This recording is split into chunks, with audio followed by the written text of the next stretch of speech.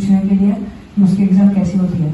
और यहाँ पर आने के बाद पता चला कि मेरी एज एलिजिबल है और मैं सातारा की एग्ज़ाम भी दे सकता हूँ। तो बस प्रिपरेशन के लिए सिर्फ दिसंबर का महीना था, तो मैं सिर्फ 42 डेज के लिए मारुति एकेडमी में आया था और उसमें मैं प्रिपरेशन कर रही थी।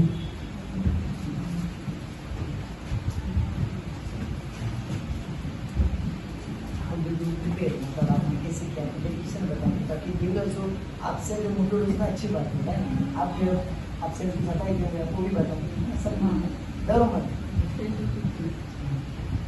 तो सैनिक स्कूल सातारा ही जाना था, बाकी कोई ऐसा नहीं था कि दूसरे स्कूल जाना है, और सैनिक स्कूल में भी सिर्फ सातारा ही चाहिए था।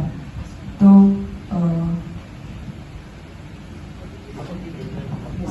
कितने महीने आपने कोर्स किया, कितने महीने क्लास किया, आपकी फर्स्ट जगह कैसे आते थे प्लीज बताओ, मतलब इससे बच्चों को तो मैं क्लास के लिए सिर्फ 42 डेज आता था और स्टार्टिंग में ये भी नहीं पता था कि कौन से सब्जेक्ट्स है और कितने मार्क्स की एग्जाम होती है। फिर जब पता चला तो लगा कि जो स्कूल में पढ़ाई करते हैं और यहाँ पर जो सिलेबस है वो काफ़ी डिफरेंट है और ये हमारा बहुत डिफिकल्ट है, तो उससे कोप अप करने के लिए बहुत टाइम लगा था। और जब पता चला कि ऐसे पढ़ना है तब बहुत कम टाइम था और मारुति सर के हेल्प से सब हो गया। और फिर एग्जाम के वक्त भी काफ़ी ज़्यादा डरा हुआ था, तो गणेश सर ने एग्जाम के एक दिन पहले एक स्टोरी बताई थी, तो उस स्टोरी से काफ़ी ज़्यादा मोटिवेशन मिला था और उसी ने सब कुछ कर दिया। ऐसे हुआ था। क्लास किया था सिर्फ 42 डेज के लिए। ओनली 42 डेज इसने क्लास किया, कितने दिन? मतलब अगर 42 डेज में कोई कर सकता है, तुम्हारे पास तो भाई और 6 महीने है ना, 180 डेज, तो आप कितने गुना, मतलब 4 गुना आप आपके पास समय करने के लिए डेडिकेशन हो गया तो आप कर सकते हो, हाँ या नहीं? यस। आप उनको बताओ क्या मतलब ऐसा किस तरीके से स्टार्टिंग में हाँ, जो संडे की टेस्ट होती थी उसमें फर्स्ट टाइम मार्क्स आए थे 246, तो उस वक्त बहुत डर लगा था क्योंकि 300 के आगे कभी स्कोर भी नहीं गया था और हमेशा ऐसे 150 से लेकर 250 के बीच में मार्क्स आते थे। 250 के आगे कभी गए नहीं थे और मैथ्स बहुत डिफिकल्ट जा रहा था, तो पता नहीं था कि कैसे होने वाला है। लेकिन फिर सोचा कि अगर सैनिक स्कूल सातारा ही लेना है तो डेडिकेटेड होना ही पड़ेगा और ये मेरा ड्रीम था। पेरेंट्स का भी था लेकिन मुझे खुद से अंदर से करना था, इसलिए मैंने बहुत डेडिकेटेड होकर उसके लिए पूरा मेरा 100% दिया था।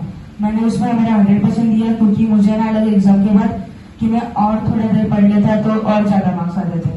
और फिर मेरे मार्क्स फाइनल एग्जाम में 324 आए थे और ऑल इंडिया रैंक 895 आई थी।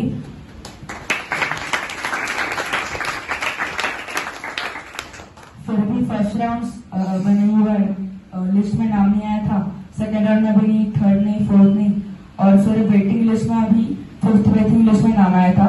तो थर्ड राउंड में मुझे लगा था, मैं होपफुली था कि मेरा हो जाएगा, लेकिन वहां पर नहीं होने के बाद ऐसा लगा कि कुछ होने नहीं वाला इस साल।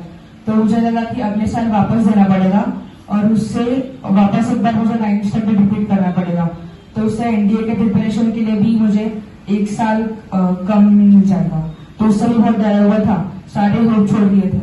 लेकिन उसके बाद में मुझे 2 वीक पहले सैनिक स्कूल चंद्रपुर का कॉल आया था और वहां पर मैंने वो काफी दूर पड़ रहा था और बहुत सारे रीजंस थे, इसलिए उसका कॉल एक्सेप्ट नहीं किया।